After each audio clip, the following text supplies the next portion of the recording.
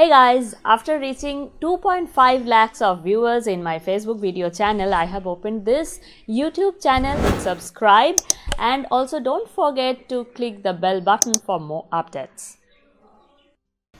Welcome to Sharmila Show House.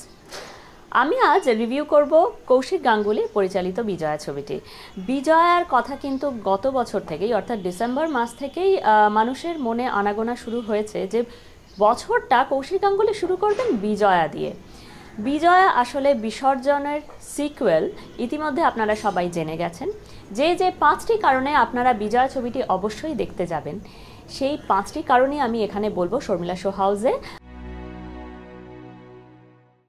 প্রথম কারণ অবশ্যই জয়া এহসানের অভিনয়। যারা ইতিমধ্যে বিসর্জন ছবিটা দেখে ফেলেছেন, বিসর্জন এসেছিল প্রায় 1.5 বছর বা 2 বছর আগে। বিসর্জনে কিন্তু জয়া এহসানকে ছাড়া আর কারুর কথাই ভাবা যাচ্ছিল না। তার একটাই কারণ, একমাত্র কারণ, তিনি বাংলাদেশি এবং বাংলাদেশের কথ্য ভাষার যে অপূর্ব টান, যেটা এখানকার অভিনেত্রীকে কষ্ট করে অর্জন করতে হতো, ডাবিংয়ে বিশেষ প্রশিক্ষণের দরকার হতো, সেটা জয়ার ক্ষেত্রে একেবারেই হয়নি এবং জয়া পুরোপুরি সাবলীলভাবে সুন্দরভাবে অভিনয় করেছেন।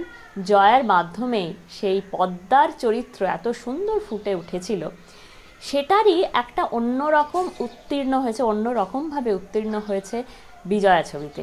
বাবাই কইতো এই জন্মের ঋণ নাকি মানুষে এই জন্মে শোধ করে যায়, পরের জন্মের জন্য কিচ্ছু তোলা থাকে না। বিজয়াতে জয়ার অভিনয় আপনারা সত্যি খুঁটিয়ে খুঁটিয়ে দেখার মতো অভিনয়। জয়া ইতিমধ্যে অনেকটাই রোগা হয়েছেন, একটু চেহারায় পরিবর্তন এসেছে, কিন্তু এই চেহারার পরিবর্তনটাকে কৌশিক গাঙ্গুলি খুব সুন্দরভাবে ব্যবহার করেছেন। এখানে জয়া অনেকটাই বিধ্বস্ত, তার জীবনের, তার যে পারিবারিক জীবনে অনেক আলোড়ন হয়েছে, অনেক ধরনের পরিবর্তন হয়েছে, যে কারণে আপনারা বিজয়া ছবির কাহিনীতেই সেটা আছে, আপনারা গেলে দেখতে পাবেন। জয়াকে দেখার জন্য কিন্তু আপনারা বিজয়া ছবিকে আরও একবার বেছে নিতে পারেন। এরপরে স্ত্রী হিসেবে আমি কোন ধর্মটা পালন করি নাই কম। দ্বিতীয় কারণ অবশ্যই কৌশিক গাঙ্গুলি নিজে পরিচালক, নিজে অভিনেতা। গণেশ মণ্ডল চরিত্রকে তিনি একেবারে অনবদ্য উচ্চতায় তুলে ধরেছিলেন আগের ছবিতেই, অর্থাৎ বিসর্জন ছবিতেই। বিসর্জনে কৌশিক গাঙ্গুলিকে নায়ক হিসেবে মেনে নিতে বহু দর্শকের অসুবিধে হওয়া তো দূরে থাক, তারা অত্যন্ত আন্তরিকভাবে আপন করে নিতে পেরেছিলেন গণেশ মণ্ডলের চরিত্রকে। এইখানে কিন্তু গণেশ মণ্ডল চরিত্রটি আরো গভীরভাবে উপলব্ধি করতে পারবেন দর্শক। ভালোবাসার মানুষ, মনের মানুষ পাওয়াটা সহজ কথা না, পাইছো যখন সাইরুলা। গণেশ মণ্ডল এখানে একটা অন্য রকম, পুরোপুরি একটা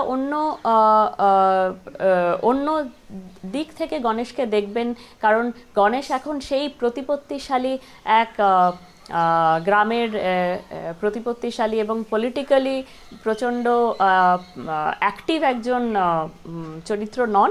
তিনি এখানে কিন্তু অন্য রকমভাবেই তাকে ডিসকভার করেছেন বা আবিষ্কার করেছেন এই পরিচালক নিজেই। সেটার জন্য আপনাদের অবশ্যই বিজয়া দেখতে হবে, বিজয়া দেখতে যেতেই হবে। শেষ পর্যন্ত দর্শকের বিচারে কৌশিক গাঙ্গুলি কত নম্বর পান সেটা কিন্তু আপনাদেরই হাতে ছেড়ে দেওয়া হলো। চোখের জলের এক বিন্দু যদি আমার লিগা পড়তো না, আমি তো রাজা হয়ে যেতাম রে ভাই। পরের কারণ অর্থাৎ তৃতীয় কারণ অবশ্যই ছবির এডিটিং। এই ছবির এডিটিং বিশেষভাবে লক্ষণীয়। আমি দুটি জায়গার কথা বলবো। প্রথম জায়গাটি বা প্রথম দৃশ্যটি হচ্ছে যেখানে জয়া সঙ্গে আবার দেখা হচ্ছে আবির অর্থাৎ নাসির আলী। অত্যন্ত স্বাভাবিক, আমি বলবো না এটা খুব মর্মস্পর্শী, খুব স্বাভাবিকভাবে যখন আমাদের সঙ্গে বহুদিন বাদে কারুর দেখা হয়, আমরা চেষ্টা করি, মনে হলো সেই লোকটিই না, সেই এক্সপ্রেশন, সেই অভিব্যক্তি এবং যে সিকোয়েন্সে দেখাটা সম্পন্ন হলো, hats off to director, hats off to the editor. Okay দেখে আমি একদম চমকে গেছি আর কি। আমি তো হারে নিজের বাসায় দেখে দুবেলা চমকাই, আর আপনি তো 5-6 বছর পর দেখতেছেন সুভাষদা।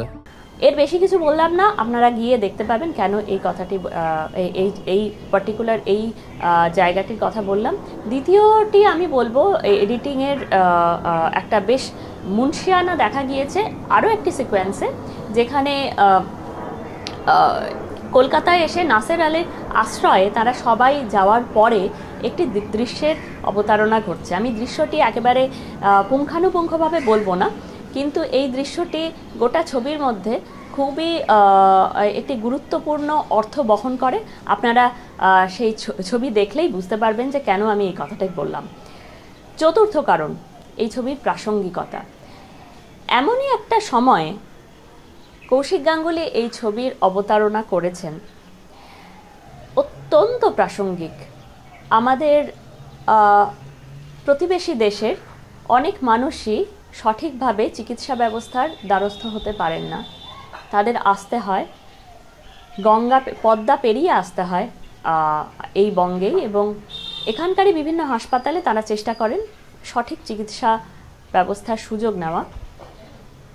এইটুকুনি কিন্তু তিনি খুব সাটল ওয়েতে, একেবারেই এরকমভাবে দেখানো হয়নি যে কোনো বিশেষ হসপিটালের বা বিশেষ হসপিটাল গ্রুপকে হাইলাইট করা বা কোনো বিজ্ঞাপনের স্বার্থে ব্যবহার করা, সেটা কিন্তু তারা করেননি। ঠিক এই কারণেই বিজয়া অত্যন্ত প্রাসঙ্গিক হয়ে উঠেছে।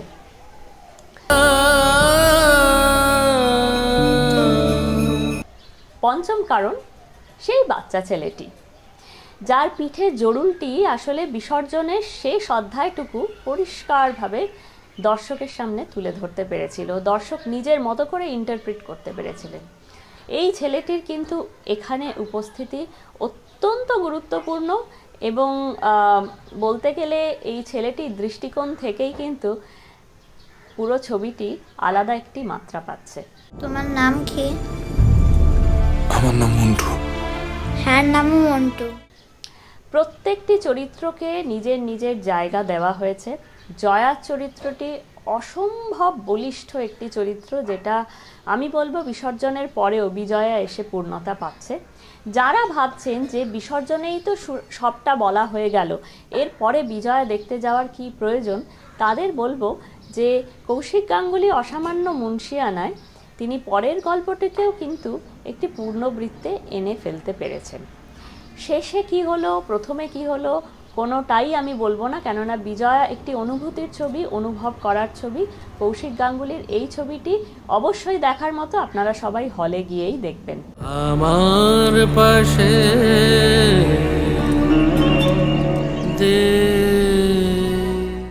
শর্মিলা শো হাউস থেকে সব কিছু বিচার করে কৌশিক গাঙ্গুলির এই ছবিকে অবশ্যই 3.5 স্টার দেওয়া হলো।